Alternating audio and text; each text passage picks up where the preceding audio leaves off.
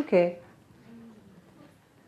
Thank you all for your interest in this topic, and thank you for the Seven Ray Institute for allowing me to share a few thoughts with you. As I guess I could say, quoting Foster Valley, knowing nothing, I speak freely. Turn on the fluorescence. Okay. I know, but they have to be able to see on the stream. That's the point. The stream. It's not on her. No, but it's being broadcast. They can't see her in the shadows. Now they can see her. This is not on her. That's the point. I know, but it's better than it was. Would anybody else like to say something about the light?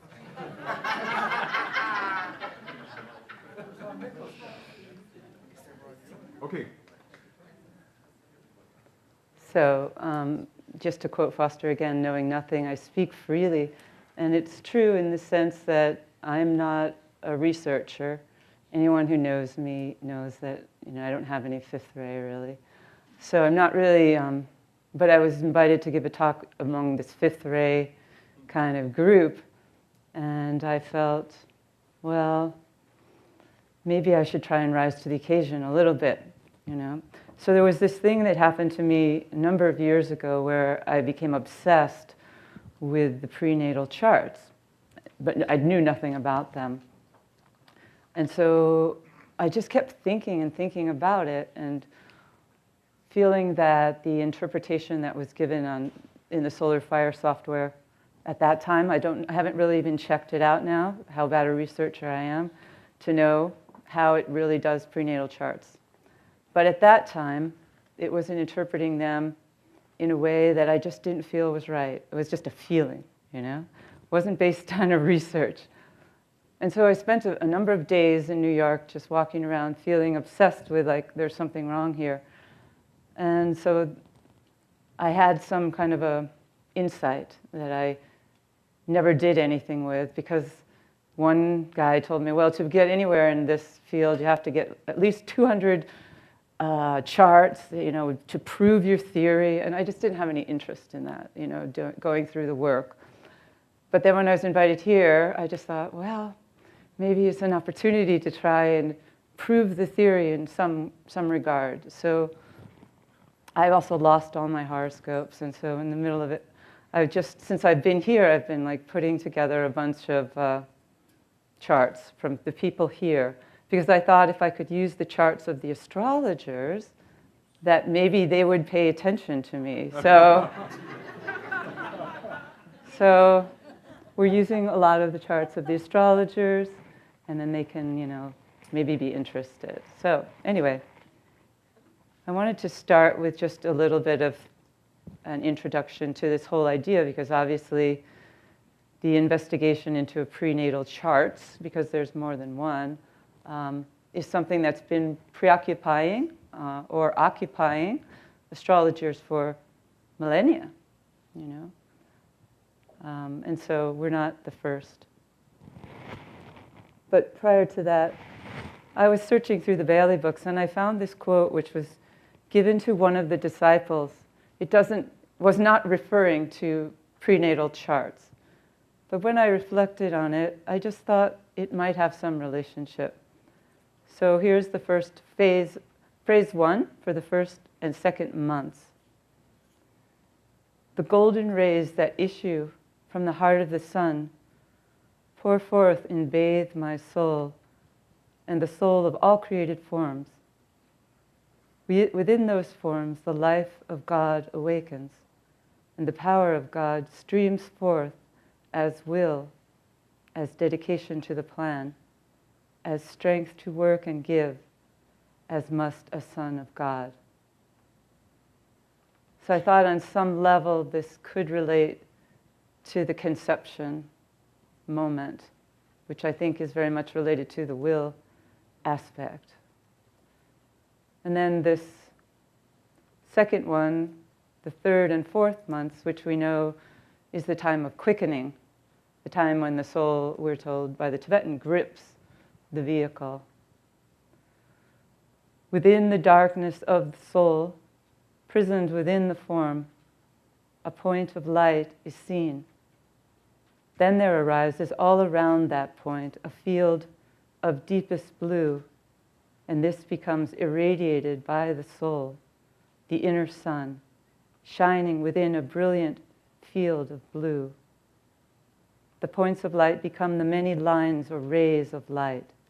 These lines then merge and blend until the lighted way appears before the eyes of each tired pilgrim on that way.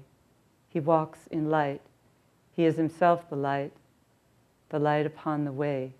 He is the way and always walks thereon.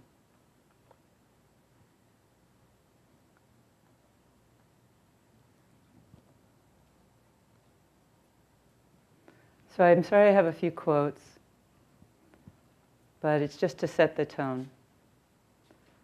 This is a broad statement about the type of astrology that I think Nicholas was really referring to last night, and it's just such a beautiful synopsis of that presentation. Astrology now deals primarily with the personality for whom the horoscope may be cast, and with the events of the personality life. When, through meditation and service, plus the discipline of the lunar bodies, a man comes consciously and definitely under his soul ray, then he comes as definitely under the influence of one or other of the 7 solar systems as they focus their energy through one or other of the constellations and subsequently one or other of the 7 sacred planets. Eventually there will be 12 sacred planets corresponding to the 12 constellations, but the time is not yet. Our solar system, as you know, is one of 7.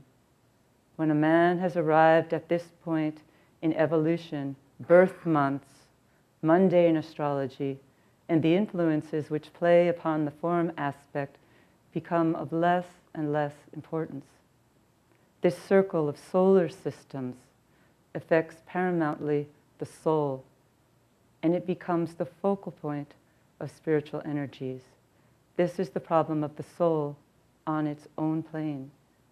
Responsiveness to these types of energy, and of them the personality is totally unaware.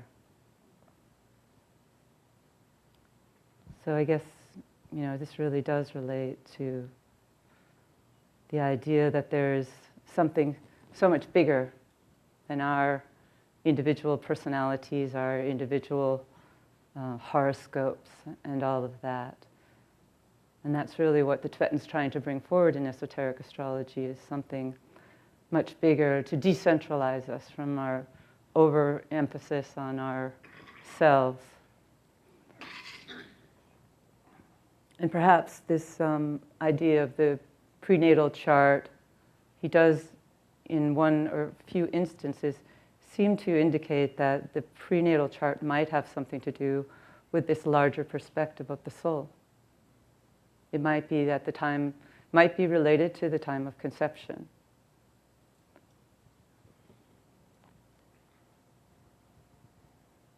The new and future astrology endeavors to give the key to the horoscope of the soul, as it is conditioned by the soul ray and not by the personality ray. Enough has been given by me to enable astrologers who are interested and of the new inclination to work out the future from the angle of this new approach. Astrology is fundamental and a most necessary science. There are different ways that people in this group and others have gone about trying to work with the horoscope from the perspective of the soul.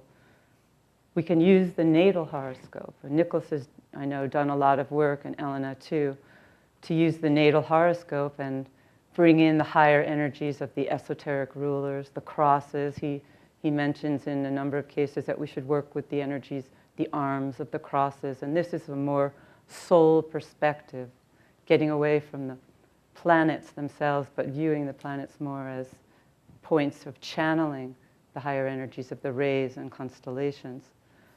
But as I said, he also does seem to hint that there is some validity in the idea that many people have held throughout time, that this conception chart or some of the other prenatal epics are also possibly related to the soul horoscope.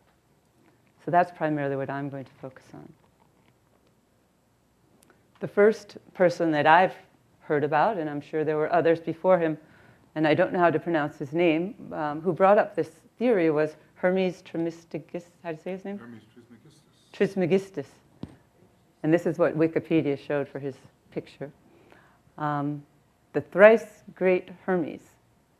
He was an initiate priest, astrologer, teacher, who wrote many, many things.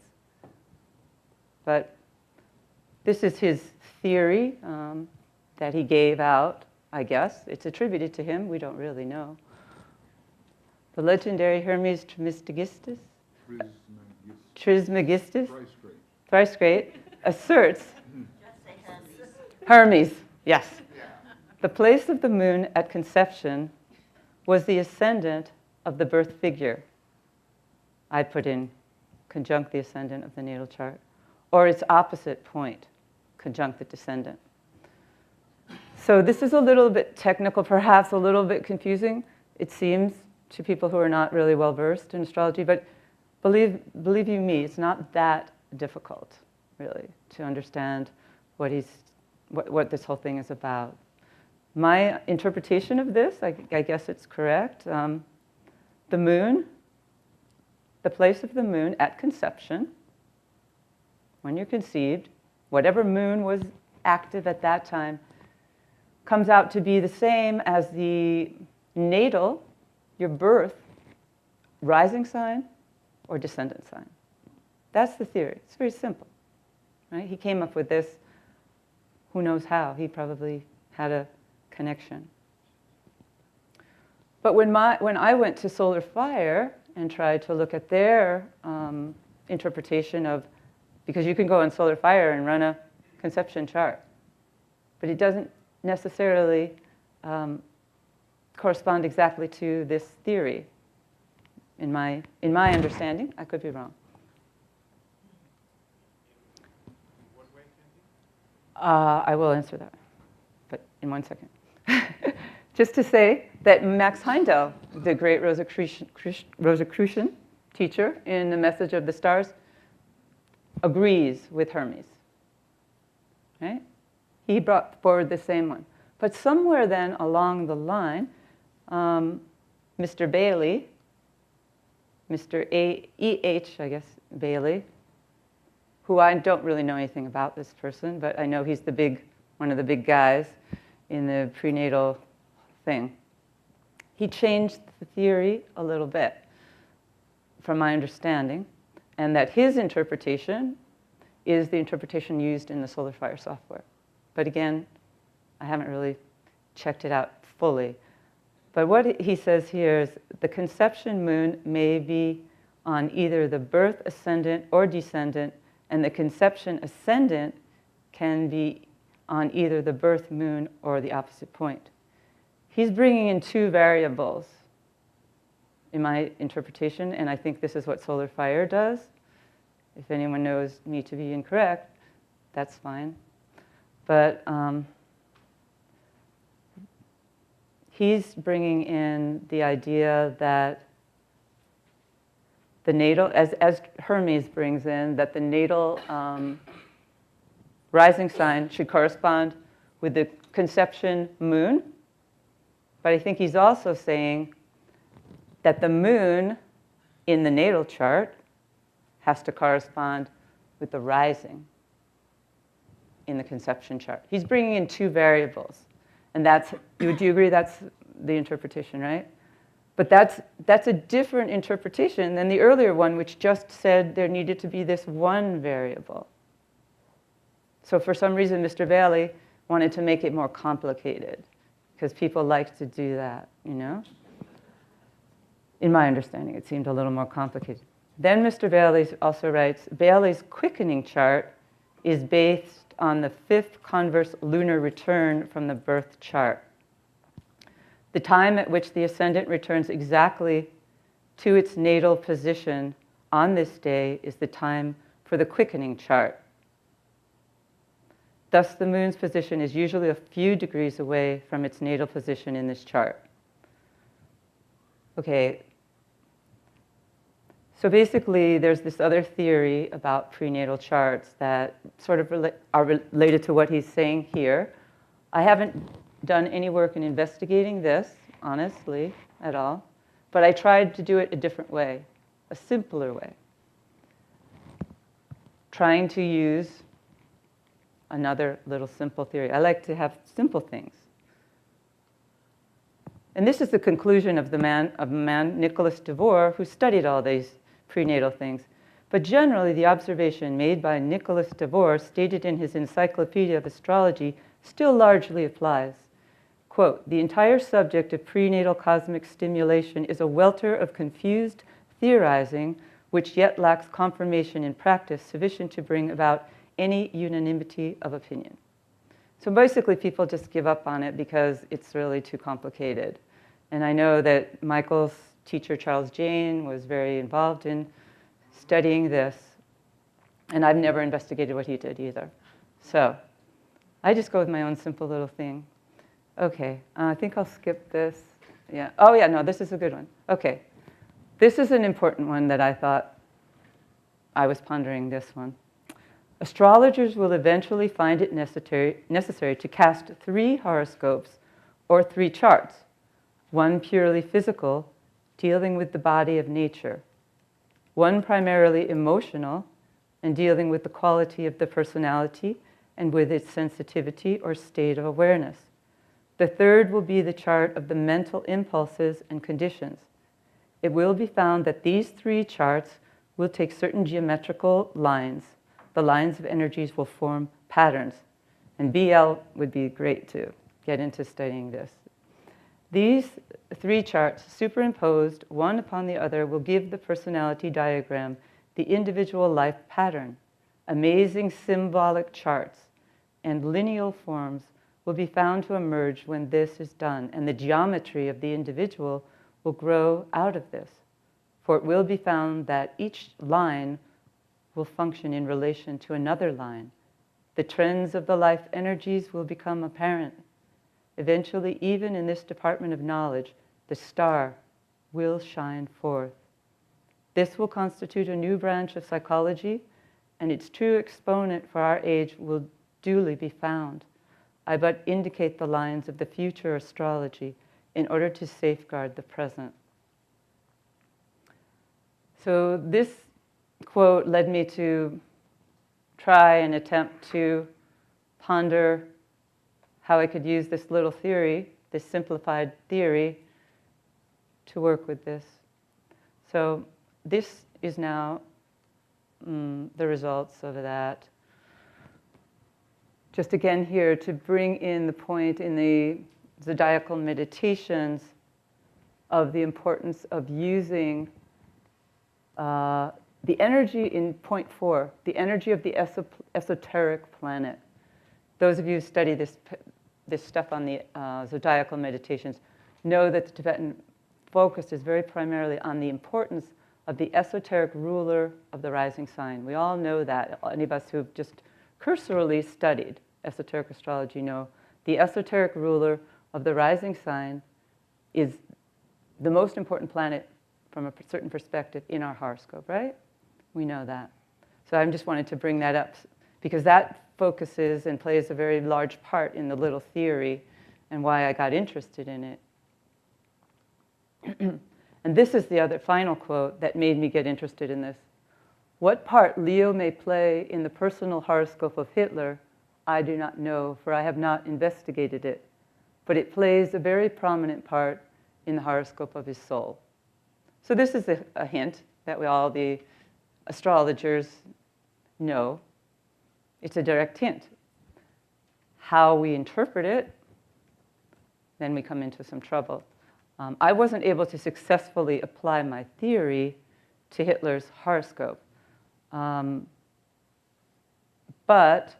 I did investigate his prenatal horoscope, as many people have done, to see if there were any indications. And of course there are. So the Tibetan probably, it seems, was talking about Hitler's prenatal chart.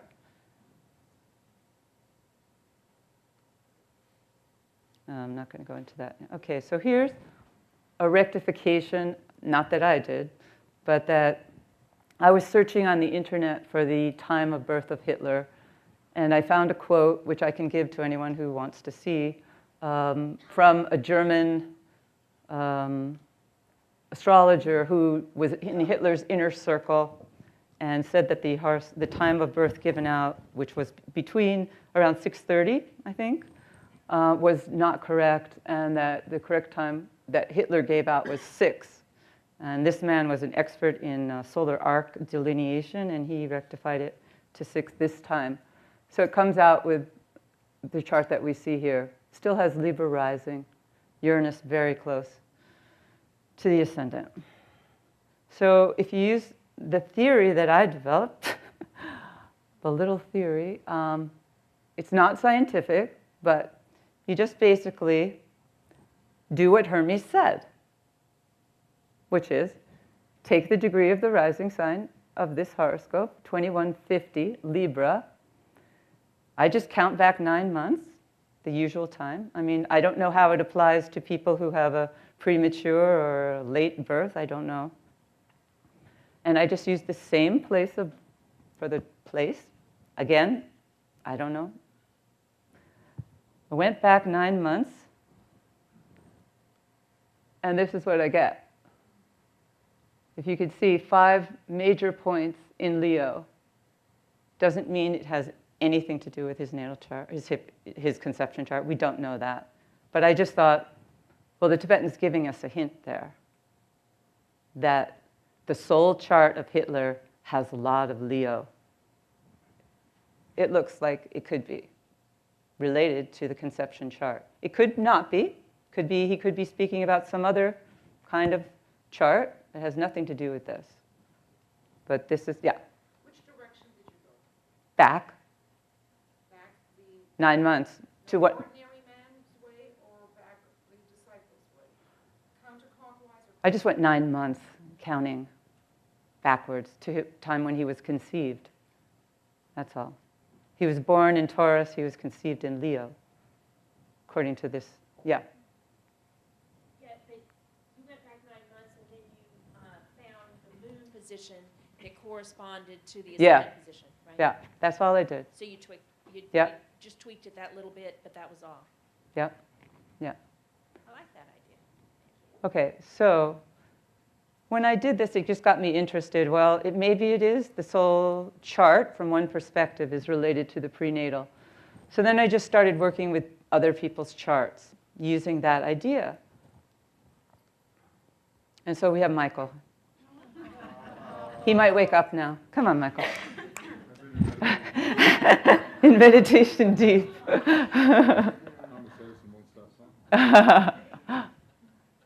Okay, so I think I have the correct chart for Michael here. Right, Michael? 2249? Yes. What I use. Okay, it's what? 3430, but it's close enough. Okay. Because it's geographic, I see. No, geocentric. I don't know. It's right. Okay. So what do we do? So because I'm supposed to, Jan wants me to teach you how to do this. So what do we do here? If we want to try and use this theory of Hermes, the original Hermes theory, what do we do? And 22 Cancer, 49. Okay? And remember, the theory is that it can be either the ascendant or descendant. It's not just the ascendant. Okay? All right. And so you would really understand quickly that there's going to be more than one date. And that was where I was like, well, Hermes didn't tell us which one to use, right? He just said, just go back into, he didn't get specific. He was probably, I don't know, veiling things. So you go back, and there's a couple different times. So I would try, with all the people I was doing, I would try the different moon in Capricorn, moon in Cancer.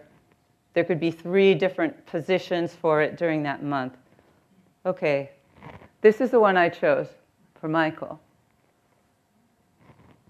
I should put hypothetical conception chart, we don't know. So Michael, do you like this? Does this look like your soul chart to you? What do you think? Do you like it? Well. Well, Does it speak to you? Does it speak to me? I can't Yeah. even see it yet. Hold Well- on. And be prepared, other astrologers, because you're going to have to do the same. Well, the conception chart that I'm I know you're not working with this one, used so to you're working with, I kind of like that Jupiter and Cancer up there. Mm-hmm. I thought you might like this one. Looks pretty good. Yeah. You know, I guess I'm looking at the ascendant. Is the ascendant important? Yes. And there is no position of the moon, of the ascendant correlated with the birth chart moon. Not really, right? No. No, we don't do that. No. Okay. No. We're just using Well, the I simple think- Hermes theory. In the chart, Hermes theory. This is Hermes theory. It is? Yes. Are you sure? Yes. I consider it. I thought Hermes In my theory- interpretation of Hermes. I thought Hermes demands that the ascendant be the moon position in the natal chart. Am I wrong? The other way around. Other way around. That The ascendant in the natal chart becomes the moon in this chart. Is Or, that what he said? yes, The ascendant in the natal chart becomes the moon. Yeah. Uh-huh. yeah. Okay, well, I see what you mean. Okay. All right. Does anybody see, there was something really interesting that started occurring when I used the theory. So I'll just point it out. I found that when I chose one of these, Pointer's in back of you. That's it. As long as you can point it out. I found that of the 3 or so possibilities, when I went back in time, one of them would almost always come out with the esoteric ruler of the natal chart conjoining the ascendant in the prenatal chart. So this is what really got me to think there might be something to it. Seeing that the Tibetan says that the esoteric ruling planet is the most important planet. So in Michael's case, he has Cancer rising, right? And in the ruler, the esoteric ruler of Cancer is Neptune. So that's the theory, basically. Okay. I don't know how I should do this, but It's hard to know what to say because, you know, you can identify with certain things. Even the conception chart I normally use for myself with Leo rising has a lot of those Cancerian positions. well, it's probably right around the same time, you know, right? I have Same to- month, I obviously. have to recheck Yeah. that quickly. It Okay, would so be. you go ahead. Yeah. I'll recheck. So how many natal charts do you have? Multiple personalities. Well, you can have, what do you get? Eight choices. Solar fire gives you 8 choices, but this is a different method. Yeah. Okay, so let's just skip, because I have other things to say about that, but let me skip. Yeah.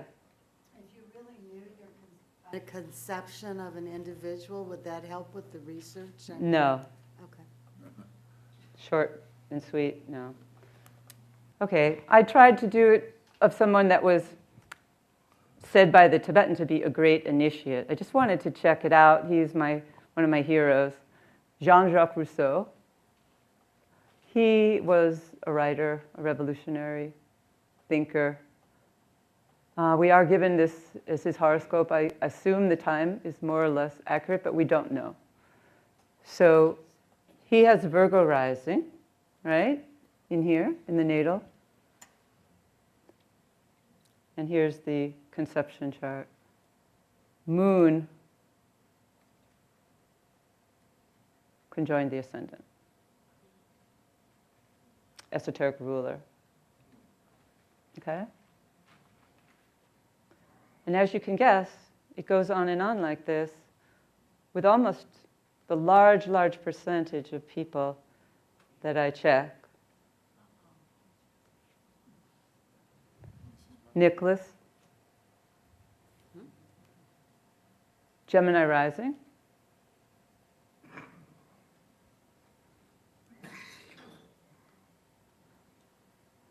Venus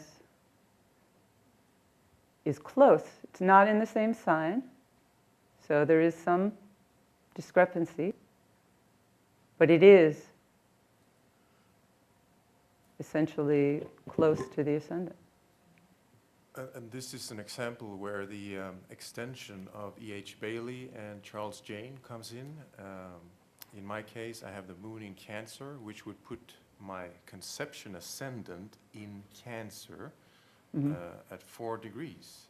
So there you would see that Venus, my Would be esoteric ruling planet, would be rising rising, in yeah. the conception chart.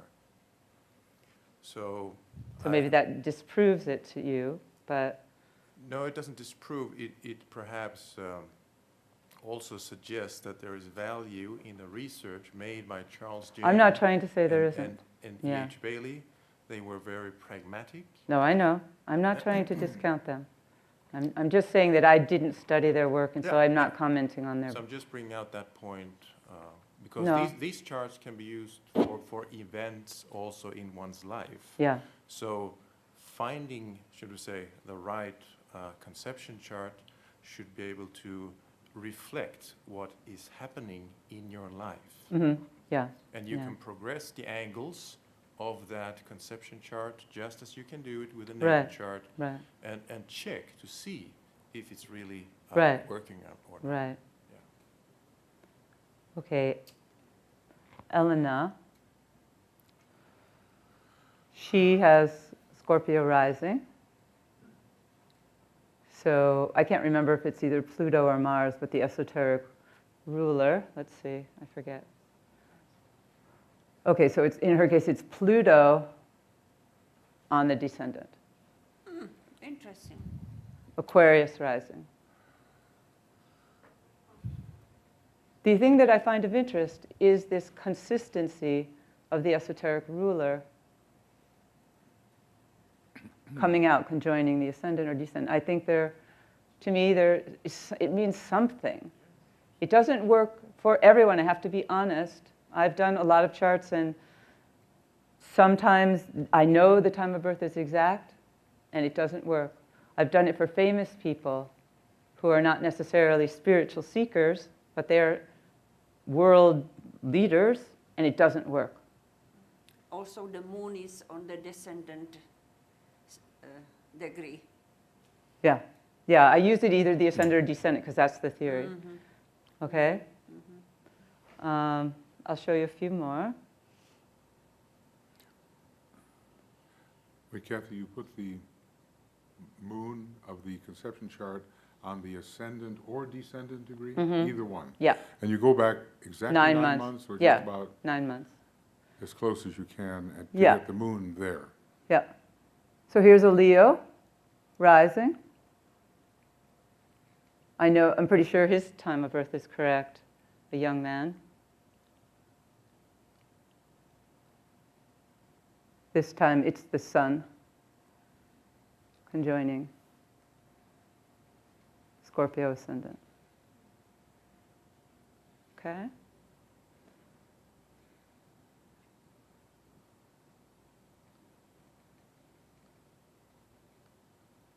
Helena. Capricorn rising, Cancer setting, right? In her case, it comes out with the moon, which isn't the esoteric ruler, but it's the exoteric ruler of her descendant. Again, it's not necessarily proving the theory, but I just wanted to present that result.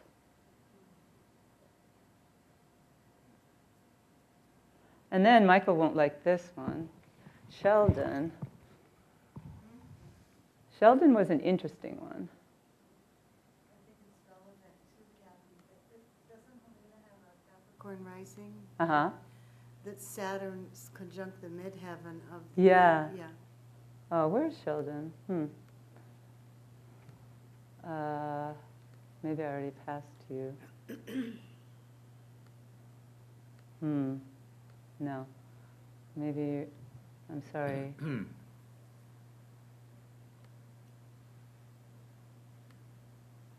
Sheldon. Sorry. Olivia, I see I have you. Well, Sheldon, I'm going to have to deal with you later, because I definitely have it here, but I just can't find it. But just to state for Michael's consternation, You didn't I make the asked, rectification. yeah, Helena gave me his information, and I ran the chart, and it didn't. The theory didn't work, and I just had remembered somewhere in my head that maybe Sheldon was Aries rising instead of Pisces rising, and so I asked Helena for the correct the original birth time, and I used that, and it did work. It worked with his original Aries rising horoscope. The only trouble is the birth chart doesn't work. Well, maybe to you, but I don't know. You're going to be reinterpreted, Sheldon. I'll have to show you. I do have. Stop being nice. You're a double Aries. I'm working on it. Yeah, there's two guys. Yes. Other one will show up later. All right, so let me see the next person. Sorry. Helena. Tuya, okay. Tuya has Leo rising.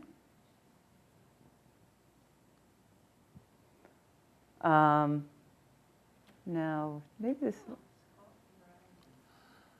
Oh, the esoteric ruler in this case came out not to be the sun, but Neptune,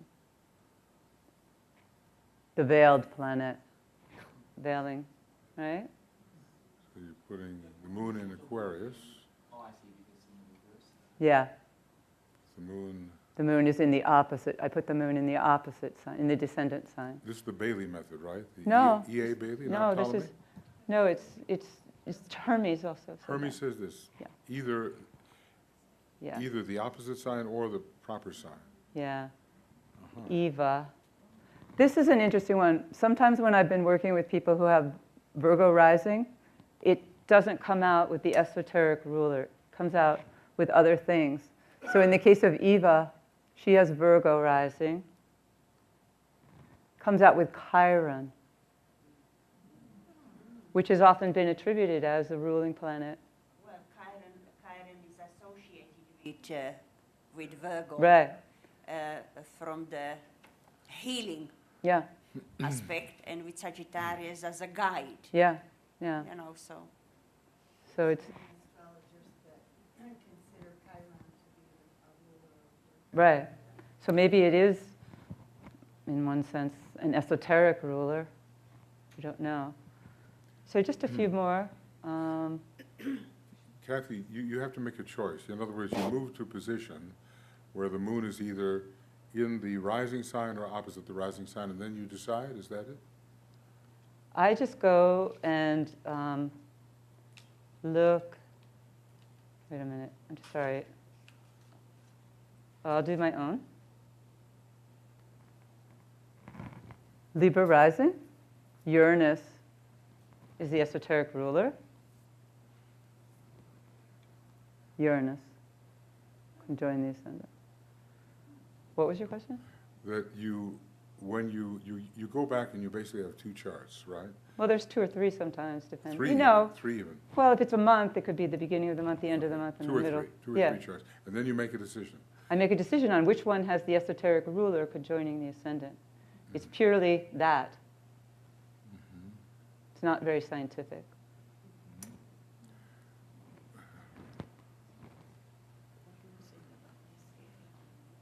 Okay, Brett. I'm not sure if yours worked, but I think it did. 24 Virgo rising. The moon veiling Neptune. This might give an indicator for those who have Virgo rising, which planet is veiled in my case. Is it Vulcan or is it Neptune? And in your case, it's showing Neptune. Definitely on the head. Okay, does anyone have any questions? Yeah.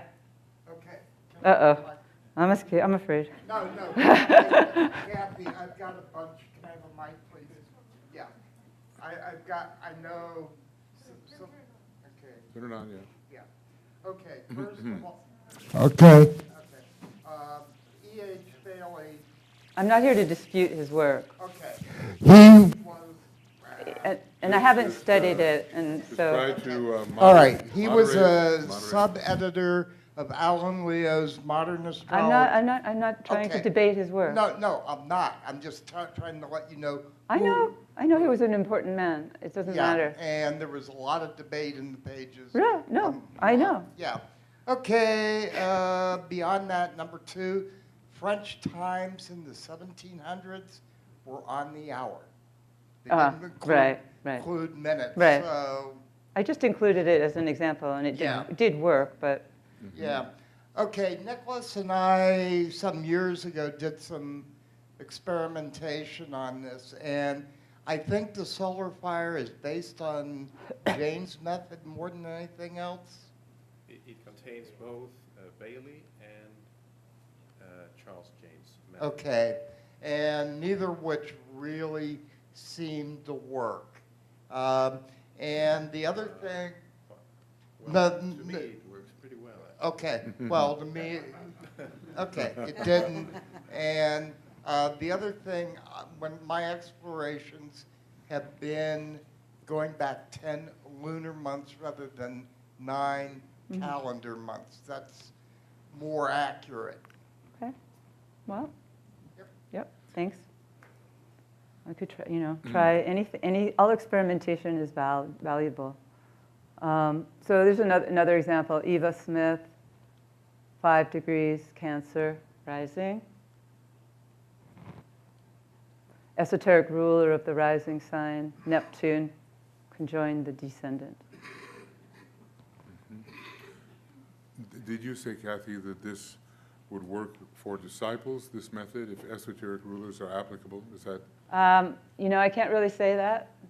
Have I you- haven't done enough research. I don't know. So you'd have to try some people who are, Well, I tried some people who were like Bill Clinton. It didn't work at all. There was no esoteric ruler conjoining the ascendant or descendant. what about ordinary ruler? No, No. it wasn't working. Mhm. Kathy, I have a question. You said that in some cases this theory didn't work. Statistically, what percentage of those? I'd say about 85% works, 90%, a lot. That's why I just thought it should be, at least it's interesting because of the importance of the esoteric ruler. Any consistency when it didn't work? No. How many samples did you use for? Oh, wait, ones- this is Olivia's, okay. Kathy, yeah. how many samples did you use for? Not when it 200, did not work? not 200. No, I want to know, how many did you use when you were using ordinary people? I didn't do too many ordinary people. I had enough doing the discipleship. 5, 10? No, not that many. Okay, so then it still can be tested further. Yeah, it has to be tested. If anyone's interested, I'll try and test it further on ordinary types. Kathy, how many, before you lost your other ones, how many did you have? I never really did much on it, really. I just did because I had to give a talk here. That's why. So, Olivia, Capricorn rising, right? Prenatal, in my opinion. Oh, not that one. Conception, Saturn, conjoining the ascendant. So, anyway, I guess I've sort of convinced you that there is, I don't know, it happens. It's not just made up, Yeah. So you know what this conception chart is? No, well, it's just theory. What it's telling you, Right. what use is it? Right. Well, okay, let's go back to the beginning. That's a difficult question for me to answer. I haven't really gotten that far to really interpret what it means. All I can say is that that's up to us as a group, if we're interested, to try and, I mean, I'm sure people here have already been looking into the conception charts. As Nicholas says, you can use it for many different things. If it is your chart related to your soul, it must give you a lot of information about your soul purpose and things like that. How to interpret it really, you know, I don't know. Yeah. Yeah. The charts that aren't working, I mean, could it be that they were 2 months premature or something like that? Yeah, there's a whole lot of variables. Yeah, and are there any astrologers maybe that we know, or anybody that we know that's maybe premature, and maybe you can rectify it, you know, going back 1 or 2 months? Well, there's a lot of even? details. I just didn't get into all that Right. yet, but that's something down the road. I guess we could look at it if we want to. Kathy, Yeah. he has one paragraph where he kind of backs up page 60. You know this one, 59 and 60. He's talking about superimposing.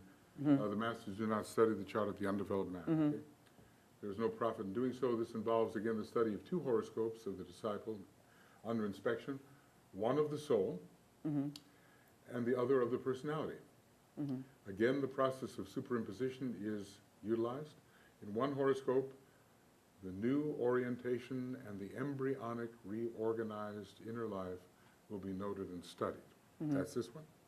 And in the other, the outer life, and its conformity or nonconformity to inner conditions will be the subject. In other words, he's pretty well saying that the conception chart is primary. Right. Well, he says in Hitler's case, he didn't even study Hitler's natal chart. Wasn't interested. But in his soul chart, yeah, he was very interested. Kathy, so the consideration here is that the conception chart represents really our soul chart. Whatever that is. But it's not, as I said earlier, it's not, he gives a lot of indicators also that the natal chart can be interpreted in a higher level as also reflective of the soul, you know. So it's not either or. I think they're different, you know. The natal chart can be interpreted, you know, as a soul, a reflector of the soul also. Can we take into consideration? Elena, have to get her. Sorry. I'm thinking, you know, we are told that the soul decides our destiny, basically. You know, the chart. We are participating in that decision. And the higher we are growing in our consciousness and evolution higher up, the more we participate in this decision with the soul. Right. So my thoughts are that can we equate the conception chart with the soul decision? Because if we're talking about the soul chart, which basically the major energy of creating that chart is the soul energy, it means the soul decision. How do we go about creating really the real soul chart here? Which, you know, we need to take into consideration the higher energies which only the soul can perceive, like the 7 solar system. Right, like that quote that we Okay, read. Yeah. which you had one of the quotes there. Yeah. Because I went into this research some years back, which was driving me crazy. Yeah. And I looked at it from a number of, you know, perception. And at that time, my knowledge was not absolutely there to make any decision, but it stayed with me that to actually, you know, create a soul chart, we need more than conception. Yeah. I agree. It's just something interesting that I'm not sure what it means. So over the last couple days, I started taking this little thing a little bit further.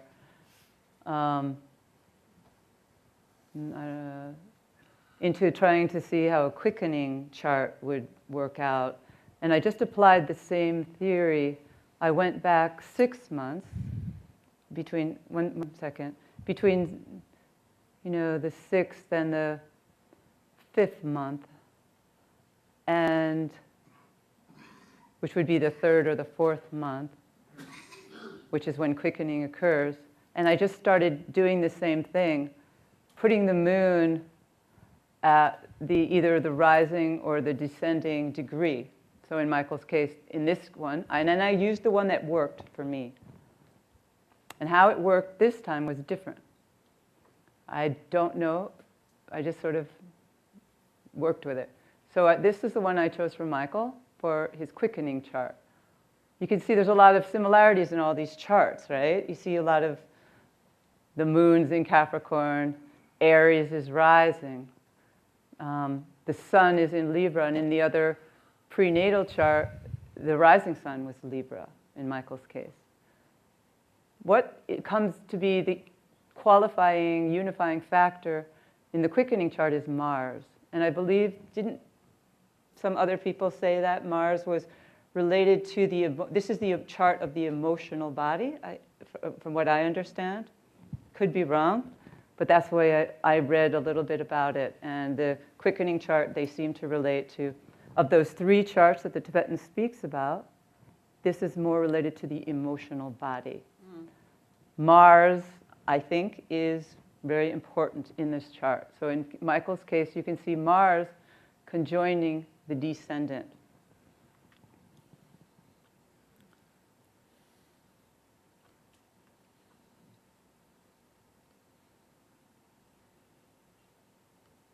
Nicholas, I did the same thing. Mars conjoining the ascendant in the 6th quickening chart. So where'd you put the moon? I always put the moon in the degree of the ascendant or descendant. Okay. And I did this on, and it comes out with Mars either conjoining the ascendant or the descendant. So again, I thought of it, there's something to it.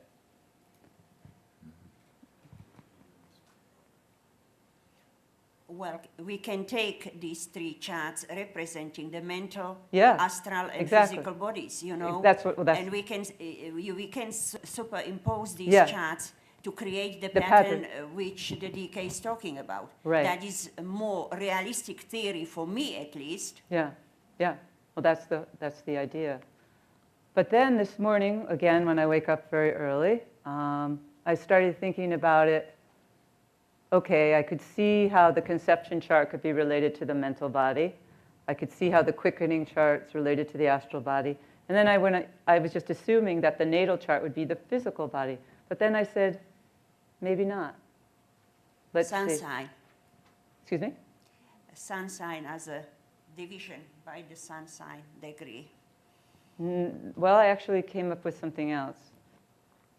Well, that was one proposition Yeah. somebody made. I started thinking about, I don't know why, I don't know if this has anything to do with it, but I started thinking that it's related to the moon. Oh, the moon, because it's more physical. Physical. So I moved the moon right in the weeks before birth until the moon lined up with the exact degree of the natal rising or setting. And you see the moon, this is my theory, this is what I thought might happen.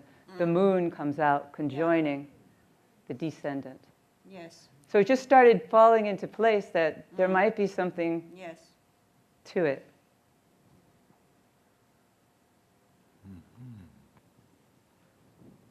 So I'm thinking that's the chart that's related to the physical body because it's the moon. The Martian chart is related to the astral body. And then the Uranian chart is related to the esoteric ruler of the rising sign being conjoined the ascendant. And so Nicholas is, again, the moon in the physical chart comes out conjoining the ascendant. it's too much coincidence, you know, to say, well, it's just a fluke, you know. Have you tried to impose these charts? No, because I don't know how to do that. So,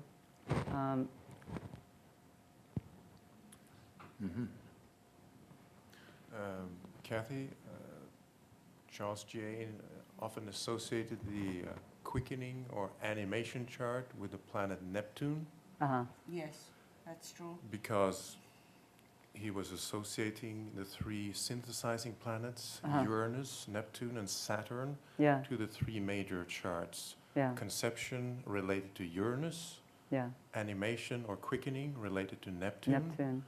and then Saturn relating to the To the- birth chart. Uh-huh. He attributed a Mars epoch as taking place approximately 2 months before birth. Uh-huh. So Yeah. that's how he divided that. I don't know where, but somewhere I was reading online and they equated it to Mars, some other system perhaps. I'm not sure who it was, maybe Bailey. I think Well, it might. Mars and Neptune, You're right. they're very much Right. connected, as Yeah, we have yeah. discussed, right? And in yours, it's Mars conjoined Neptune, interestingly, in the quickening chart. Okay. Mars conjoined Neptune. That's And why Moon I'm and- bringing out the point. Yeah, Moon and Saturn make a lot of sense too. I mean, one's a concrete version of Saturn. Moon and Saturn are very related. well, the only reason I think there's something to Yeah. this is because they come out, they consistently come out conjoined the ascendant or descendant. They're not just randomly placed and have subject to interpretation. They're actually always coming out conjoining those major points. Maybe there's some reason why that happens. I don't know.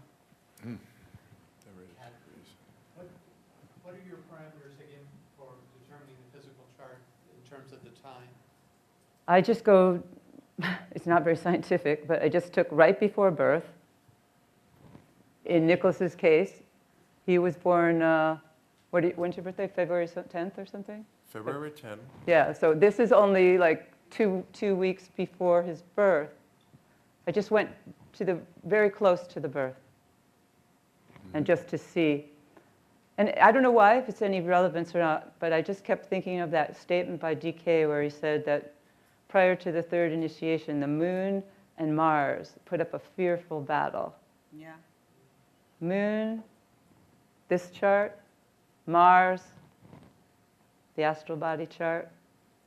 So there might be some correlation between these two horoscopes of the moon and Mars duking it out. And the conception chart is mental, or Yeah, but More so. this morning I had another, this is really not so, this is probably way out there, but let's just go since it's all way out there. Okay. Just, you know, when you wake up really early, you just have nothing else to do, Good so time. you got to think about something. Okay, I think this is, I can't even remember half these things anymore. I went a little crazy. What is this? Prenatal. I don't know if this is, no, I'm not sure which one this is. I don't even know what I named it. But let's see. Conception. This is the Uranian. Prenatal mental. Yeah, this was. Oh, yeah, okay. This works, but with a wide orb. Okay, this is my final theory of the day. Okay, so I was thinking about, well, is the quote-unquote conception chart really the mental chart, or is it something else? Michael sort of stimulated that this morning when he said, Uranus is really the, you know, mental planet, right, par excellence. And so, Higher octave of Mercury, you know. yeah. So I just thought, well, maybe, again, it would be related to the moon. Because the moon veils, you know. Moon veils Uranus in the Disciples. The Tibetan tells us that. So I thought, I went back a little bit before the time of conception. Because maybe it's this mental decision before the soul, this is crazy, but even before the soul decides to like spark in, there's some mental thing that's preparing the way. So I just said, let me check out the theory. So I went and put the moon a couple, days before the time of quickening, and the moon came out in the same sign as the ascendant. And I think I don't know if that worked for Nicholas. I don't know. It didn't necessarily. Well, let's see. I think it might have been different in this case. Oh, no, there's the moon conjunct the descendant.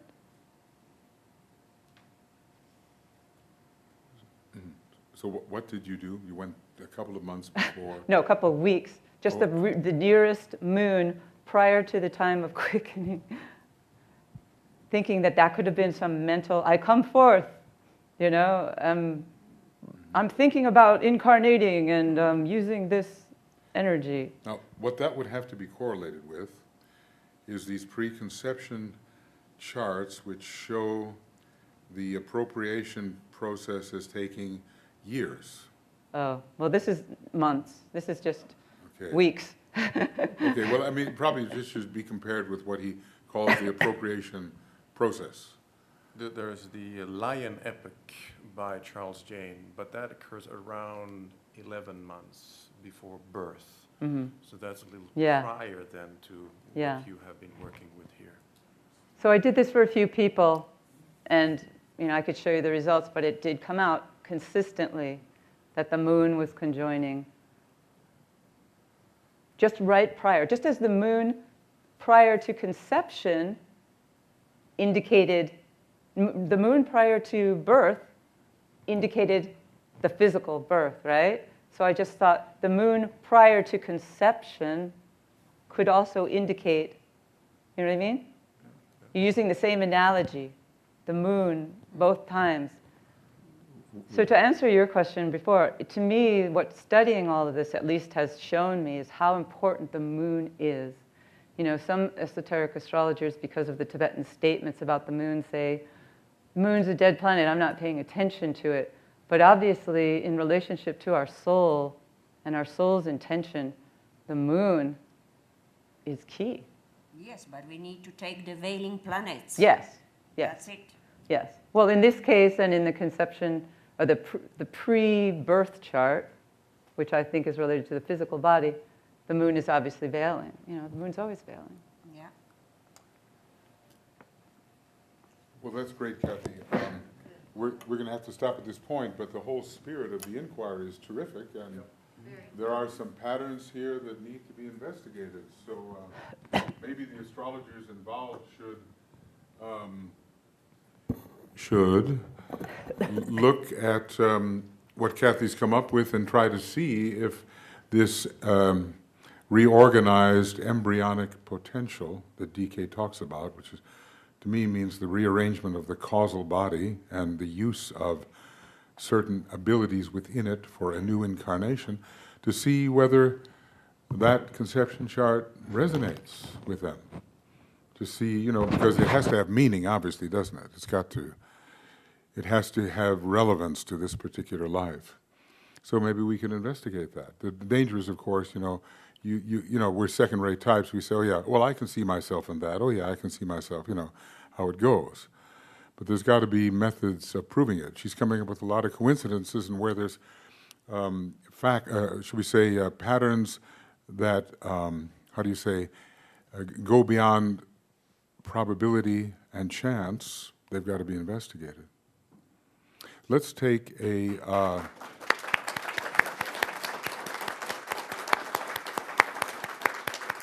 Very good, very good. Okay.